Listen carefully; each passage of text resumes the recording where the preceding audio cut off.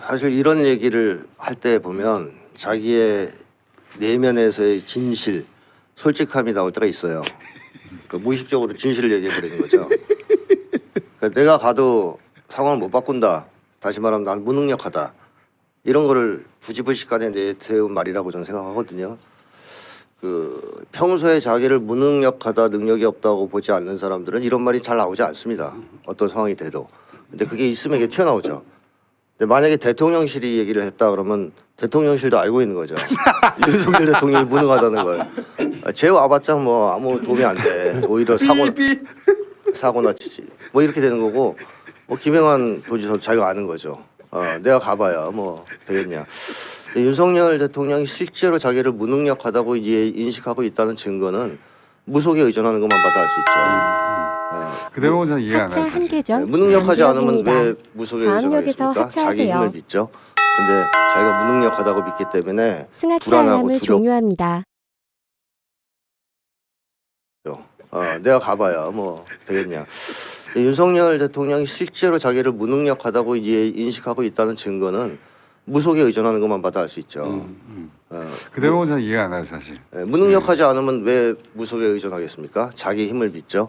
근데 자기가 무능력하다고 믿기 때문에 불안하고 두렵고 겁이 나고 그래서 무속에 자꾸 의존하는 거거든요. 이런 사람들은 사실상 자기가 능력이 없다고 보기 때문에 이렇게 툭 튀어나올 수 있다 말이. 그렇게 보고 그다음에 또 하나 말씀드릴 수 있는 것은 이 사람들은 제가 계속 지적해왔지만 국민들을 자기랑 같은 쪽으로 생각하지 않거든요. 그러니까 내 집단과 외 집단을 엄격하게 구분하는 사람들이잖아요. 그러니까 우리 윤석열 일당, 뭐 우리 패밀리 하고 나머지를 완전히 구분해서 대합니다. 그러니까 국민들이 뭐 재난에 빠지고 생명의 위험을 느끼고 이것은 자기 일은 아닙니다. 자기 일이 아니에요, 절대. 그냥 안타까운 일이죠, 그냥 그죠? 재수 없는 일이에요. 예. 그 사람들 입장에서는 왜 재수 없게 이렇게 터져가지고 지지율 깎아먹고. 그러니까 재수 없다는 것은 죽음이 재수 없다는 게 아니라 그게 나한테 피해를 줄까 봐. 그렇죠. 그게 그런 걸 이제 정치적으로 그렇게 자기 이익을 중심으로 고려를 하는 사람들이거든요.